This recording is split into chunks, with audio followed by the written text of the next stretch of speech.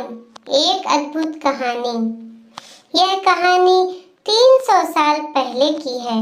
एक महिला को शादी के 12 साल हो गए थे, लेकिन उसे संतान सुख नहीं मिला था। बच्चे को पाने के लिए उस महिला ने न जाने क्या क्या उपाय किए थे। डॉक्टरों के पास गई थी, बाबा भक्तों के पास गई थी। जिसने जिस मंदिर, जिस मस्जिद, गुरुद्वारा या चर्च में जाने के लिए कहा, उस हर जगह गई थी। जिस भगवान का नाम लेने के लिए कहा, उस भगवान का नाम लिया था। और जितने उपाय या उपवास करने के लिए कहे, सब किए।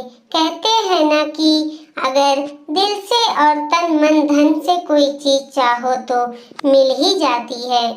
इस महिला को भी उसकी तपस्या का वरदान उसके बेटे के रूप में मिल ही गया। 12 सालों के दुख, दर्द और पीड़ा अपने बेटे का चेहरा देखते ही सुख, खुशी और संतुष्टि में बदल गया। लेकिन अभी शायद उसकी तपस्या बाकी थी। शायद भगवान को अभी उसकी और परीक्षा लेनी थी। जब उसका बच्चा 1 वर्ष का हुआ तो एक दूसरी महिला ने उसका बच्चा चुरा लिया। सोचिए उस माँ की मन स्थिति क्या होगी जिसने दुनिया में सबसे ज्यादा जिस बच्चे के लिए अपनी जिंदगी जी थी, उससे उसका बच्चा ही छीन गया। उसे ऐसा लगा जैसे किसी ने उसका बच्चा नहीं, उसके शरीर से उसकी आत्मा ही चुरा ली हो। उस दिन से उस माँ का जैसे खाना पीना सोना सब छूट गया था। उसे न जाने भूख लगती, न प्यास लगती, न नींद आती। हार मान जाए वह माँ कैसी। अपने बच्चों को ढूंढने में उसने जमीन आसमान एक कर दिया और आखिरकार उसने अपने बच्चे का पता लगा ही लिया। वह पहुंच गई उस चोर महिला के पास अपने बच्चे को वापस लेने के लिए। जब बच्चे की माँ ने उस चोर महिला से अपने बच्चे को वापस पाना चाहा तो वह महिला ऐसा जताने लगी जैसे वह उसका खुद का बच्चा हो। जब बच्चे की माँ को लगा किसी भी तरह से बात बनती नजर नहीं आ रही है, तब वो इस मुद्दे को राजा के पास लेकर गई। राजा के दरबार में दोनों महिलाएं हाजिर की गईं। दोनों ही महिलाएं उस बच्चे पर अपना पूरा हक जताने लगी।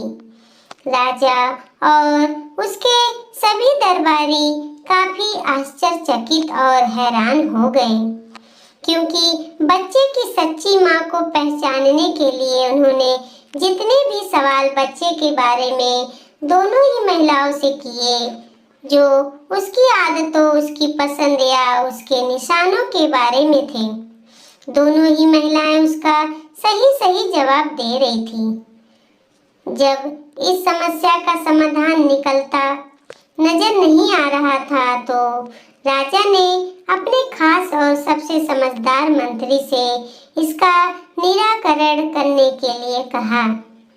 मंत्री ने बिना 1 मिनट की देरी किए तुरंत राजा से कहा कि महाराज, मुझे लगता है कि यह दोनों ही इस बच्चे की माँ हैं।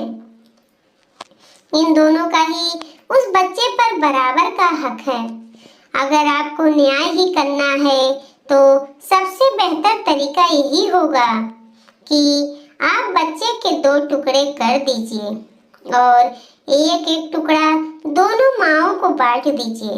मंत्री की ऐसी बातें सुनकर राजा के साथ साथ दरबार में हाजिर सभी लोग उनकी तरफ आश्चर्य से देखने लगे।